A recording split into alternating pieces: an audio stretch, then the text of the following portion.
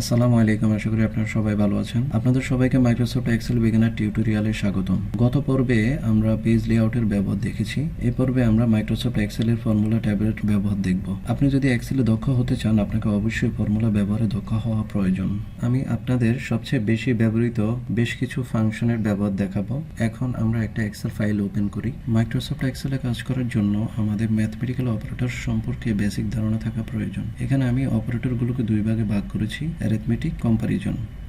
Arithmetic operator হচ্ছে addition, subtraction, multiplication, division and exponentiation. Comparison operator হচ্ছে equal to, greater than, less than, greater than or equal to, less than or equal to, not equal two.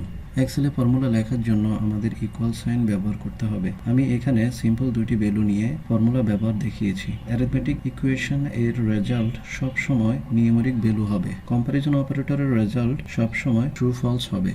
এখন আমরা ফর্মুলার ব্যবহারটা দেখি। আমি এখানে যখন double click করব তখন আমার এখানে এডিশন ফর্মুলাটা দেখাবে। আমি এখানে সিম্পলি দুইটা নাম্বার যোগ করেছি। অনুরূপভাবে এখানে সাবট্রাক্ট করেছি, এখানে মাল্টিপ্লিকেশন, এখানে ডিভিশন, এটা হচ্ছে এক্সপোনেনশিয়েশন। এরপরে হচ্ছে ইকুয়াল সাইন। আমার এখানে ভ্যালু 1 এবং ভ্যালু 2 4 দেওয়া আছে, তাই রেজাল্ট ট্রু আসছে। আমি যদি এখানে ভ্যালু চেঞ্জ করি, আমি 5 দিই, তাহলে আমার রেজাল্ট ফলস আসবে, কারণ আমার এখানে 5-এর থেকে 6 বড়, এই কারণে রেজাল্ট ফলস আসছে। আমি যদি এখানে ভ্যালু চেঞ্জ করে 2 দিই, তাহলে আমার রেজাল্ট ট্রু আসবে। এখন আমরা নট ইকুয়ালের ব্যবহারটা দেখি। এখানে দুইটা ভ্যালুই সমান, এই কারণে ফলস আসছে। আমি যদি ভ্যালু চেঞ্জ করে এখানে 3 দিই, তাহলে ট্রু আসবে, কারণ এই দুইটা ভ্যালু সমান না, এই কারণে ট্রু আসছে। যদি ভ্যালু সমান হয় তাহলে ফলস আসবে। এখন আমরা ফাংশন লাইব্রেরিতে আসি। এখানে আমরা বেশ কিছু ফাংশনের নাম দেখতে পাচ্ছি। প্রথমে হচ্ছে ইনসার্ট, এরপরে অটোসাম, রিসেন্টলি ইউজ। আমি যে ফাংশনগুলো রিসেন্টলি ব্যবহার করেছি সেই ফাংশনগুলো এখানে অ্যারোতে ক্লিক করলে আমি নিচে দেখতে পাবো। এরপরে ফাংশন হচ্ছে ফাইন্যান্সিয়াল ফাংশন, লজিক্যাল।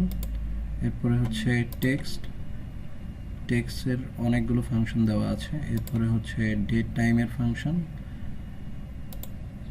এরপরে লুকআপ, রেফারেন্স ফাংশন, ম্যাথ এবং ফাংশন মোরে, স্ট্যাটিক্যাল function, engineering, cube, information and web function দেওয়া আছে। আমি ফাংশনের ব্যবহার দেখানোর জন্য এখানে কিছু ফাংশন লিখে রেখেছি। প্রথমে আমরা যে ফাংশনটা দেখছি সেটা হচ্ছে লেফট। আমি এখানে একটা নাম্বার দেওয়া আছে, এই নাম্বার থেকে লেফট ফাংশন ব্যবহার করে আমি এখান থেকে 5টা ডিজিট এখানে নিয়ে আসবো।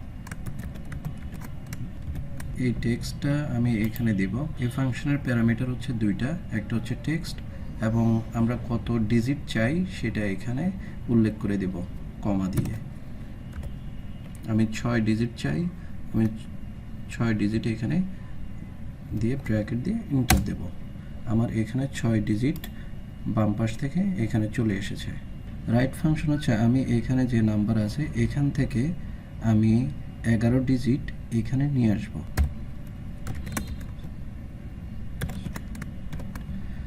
এই ফাংশনের প্যারামিটার হচ্ছে দুইটা, একটা হচ্ছে টেক্সট, একটা হচ্ছে আমি কত নাম্বার টেক্সটের ডান পাশ থেকে নিয়ে আসতে চাই সেটা উল্লেখ করে দেব।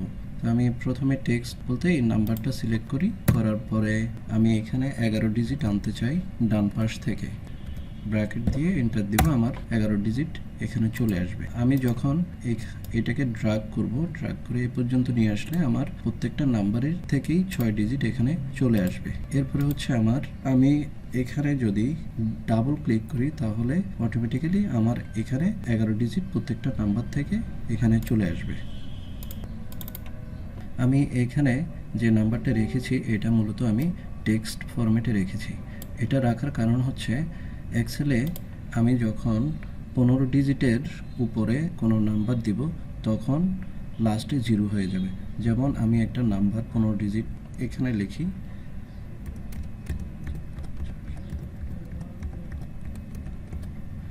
এখানে 15 ডিজিট আছে।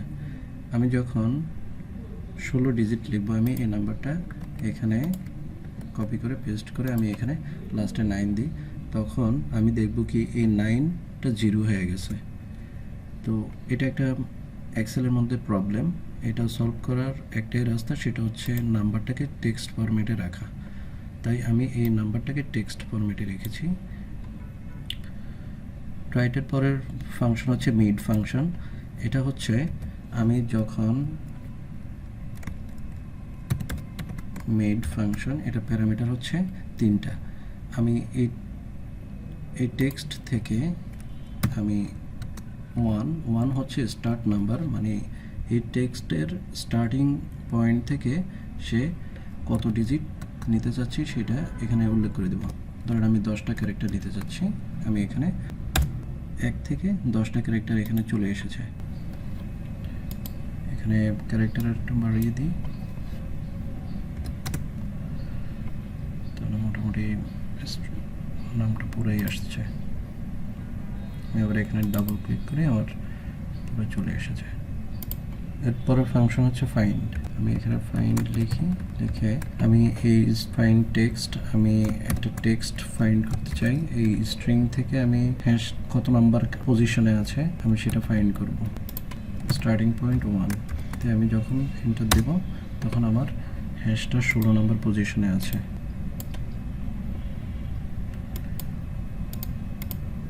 এরপর হচ্ছে লেন ফাংশন হচ্ছে আমার এইখানে কতগুলো ক্যারেক্টার আছে সেটা কাউন্ট করবে।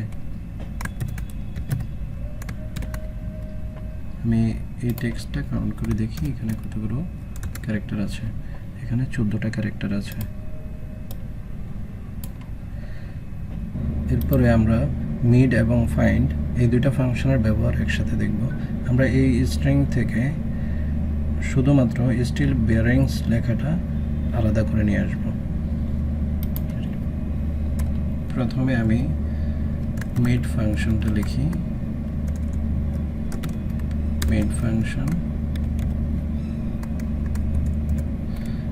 ফাংশন লিখে আমি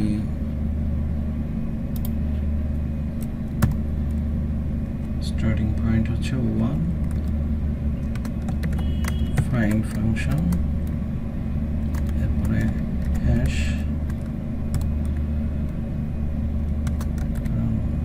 b2 1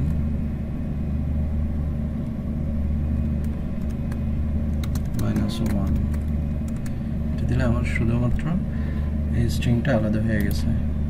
এখন আমি এখানে ডাবল ক্লিক করলে প্রত্যেকটা স্ট্রিং এখান থেকে আলাদা হয়ে যাবে।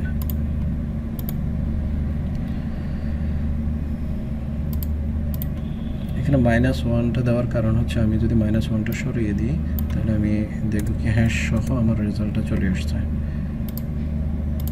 প্রত্যেকটার সাথে হ্যাশ চলে আসছে, এই কারণে -1 করে দিয়েছি যাতে অ্যাকচুয়াল স্ট্রিংটাই আসে। এরপরে আমরা মিড, ফাইন্ড এবং লেন ফাংশনের ব্যবহারটা দেখি একসাথে। আমরা এখন এই স্ট্রিং থেকে শুধুমাত্র হ্যাশের পরে যে নাম্বার আছে সেটা আলাদা করব। আমি এখানে মিড ফাংশনটা লিখি। এরপর হচ্ছে সেল নাম্বার b2, এরপরে হচ্ছে ফাইন্ড আমি হ্যাশ, সেল নাম্বার হচ্ছে b2, এরপরে হচ্ছে b2 +1, হ্যাশটা স্কিপ করে যাবে। এরপর লেন ফাংশনটা দেখি। টোটাল লেন্থ হলো b2, টোটাল লেন্থ কাউন্ট করব করে মাইনাস ফাইন্ড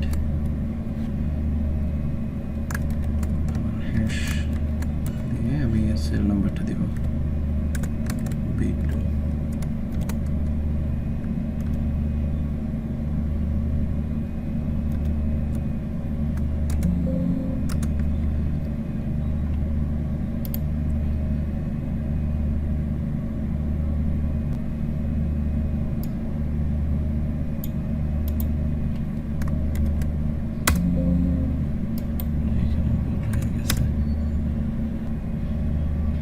এই যে আমার এখানে কমার কারণে কাজ করছে না, ভুল হয়ে গেছে এখানে। এখন আমি যদি ট্র্যাক করি আমার এখান থেকে শুধুমাত্র এই নাম্বারগুলো আলাদা হয়ে যাবে। আমরা আরও কিছু ফাংশনের ব্যবহার দেখি।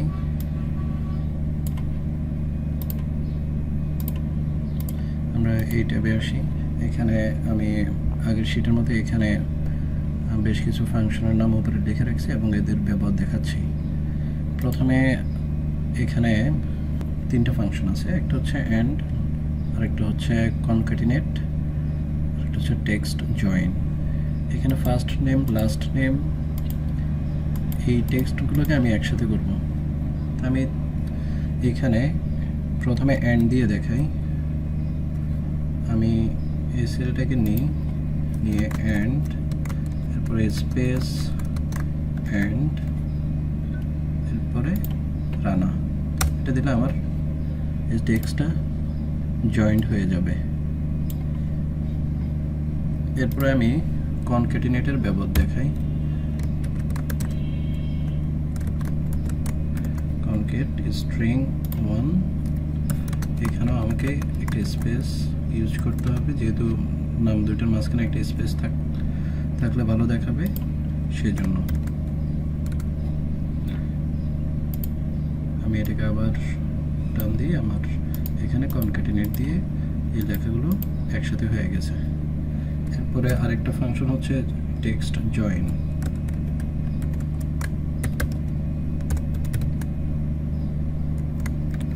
এটা হচ্ছে ডিলিমিটার, আমি ডিলিমিটার স্পেস রাখি, এরপরে আমি এই টেক্সটটাকে ড্র্যাগ করি, এভাবে টান দিয়ে আমি আচ্ছা এখানে ডিলিমিটারের পরে আমি এখানে ফ্ল্যাগ ইউজ করি ট্রু, তাহলে আমার এই লেখাটা জয়েন হয়ে যাবে, একসাথে চলে আসবে। আমরা এইভাবে টেক্সট জয়েন করতে পারি। এর পরের ফাংশন হচ্ছে লেন। আমরা এর আগের শীটে এর ব্যবহার দেখেছি, আমি আবার এখানে দেখিয়ে দিচ্ছি। আমার এখানে 10টা ক্যারেক্টার আছে। এরপরে আমি স্টুডেন্টদের 5টা সাবজেক্টের মার্ক এখানে মেনশন করেছি। আমি টোটাল সাম করব। আমি এটা একটু নর্মালি আমরা এভাবে সাম করি, যোগ প্লাস এভাবে সাম করলে হয়ে যায়। এর থেকে বেটার হচ্ছে আমরা সাম ফাংশন ব্যবহার করেও আমরা শর্টকাটে এটা যোগ করে নিতে পারি।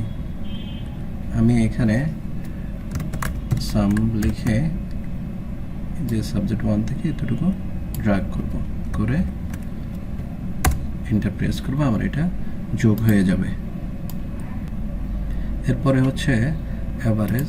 এই 4টা সাবজেক্টে গড়ে কত নাম্বার পেয়েছে। আমি এখানে অ্যাভারেজ ফাংশনটা লিখি,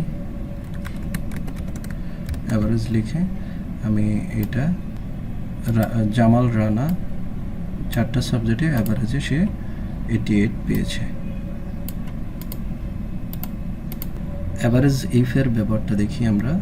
এখানে অ্যাভারেজ ইফ ফাংশনটা লিখি,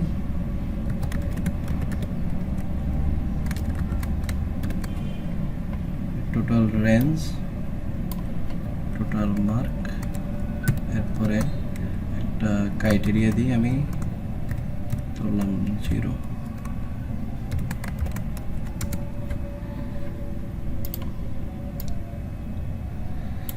অ্যাভারেজ ইফ হচ্ছে এখানে সে যদি কোনো সাবজেক্টে 0 পায়, যেমন এখানে সে 0 পেয়েছে, 0 ছাড়া সে টোটাল অ্যাভারেজে বাকি যে সাবজেক্টগুলো আছে 1টা 2টা 3টা, এই 3টা সাবজেক্ট অ্যাভারেজ হচ্ছে এটা। আর নর্মালি অ্যাভারেজে সে 4টা সাবজেক্টেরই অ্যাভারেজে এটা আসছে। আমরা এখন ইফ ফাংশনের ব্যবহারটা দেখি। আমি এখানে ইফ ফাংশন একটা লজিক অ্যাড করব। অ্যাভারেজ নাম্বার যদি 50-এর সমান অথবা 50-এর বেশি হয় তাহলে সে পাস, আর এর নিচে হলে ফেল। তার মানে এখানে অ্যাভারেজ নাম্বার 88, তার মানে সে পাস করেছে, এটা ফেল। 38 ফেল। এখন আমরা ইফএস ফাংশন ব্যবহার করে গ্রেড বাইর করব। ইফএস ফাংশন যদি আমার অ্যাভারেজ K3 ইকুয়াল টু 90 হয় তাহলে আমি এ দিব এ, এবং K3-র ভ্যালু যদি 80 সমান বা 80 থেকে বড় হয় তাহলে সে বি পাবে। এরপরে K3-র যদি 70 বা 70-এর বড় হয় তাহলে সে সি পাবে। এরপরে K3 যদি 60 হয় তাহলে সে ই পাবে, 60 হলে সে ডি পাবে। এরপরে K3 যদি 50 হয় তাহলে সে ই পাবে। এরপরে যদি 50-এর নিচে হয় ট্রু তাহলে সে ফেল। এখানে আমি এখানে 88 অ্যাভারেজ আছে তাই সে বি পেয়েছে। এরপরে হচ্ছে এফ, এখানে 50-এর নিচে আছে তাই এফ। এরপর প্রত্যেকটা গ্রেড চলে এসেছে। আমরা সাম ফাংশনের আরও কিছু ব্যবহার দেখি। অল্টার প্লাস প্রেস করলে অটো সাম হয়ে যাবে। এরপরে আমি এখানেও সাম করে নিতে পারি। এরপরে আমরা ইফ এরর ফাংশনের ব্যবহারটা দেখি। আমার এখানে কিছু এরর দেওয়া আছে, যেমন 5কে আমি 0 দিয়ে ভাগ করেছি তাই এই এররটা দিয়েছে। এরপর আমি একটা স্ট্রিংকে নাম্বার দিয়ে ভাগ করেছি। এখন আমি চাইলে এগুলোকে ইফ এরর ফাংশনের মধ্যে নিলে আর এই এররটা আসবে না। আমি এখানে খালি রাখলে এখানে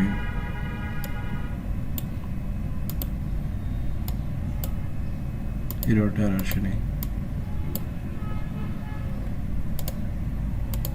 অথবা আমি এখানে একটা মেসেজ দিতে পারি,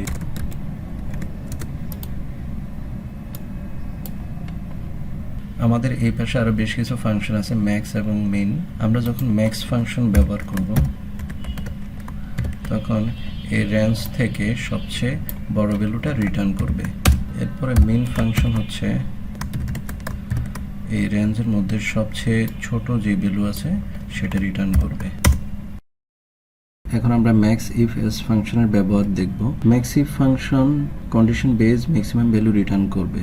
আমরা ম্যাক্স ইফ ফাংশনের ব্যবহারটা দেখি। max ifs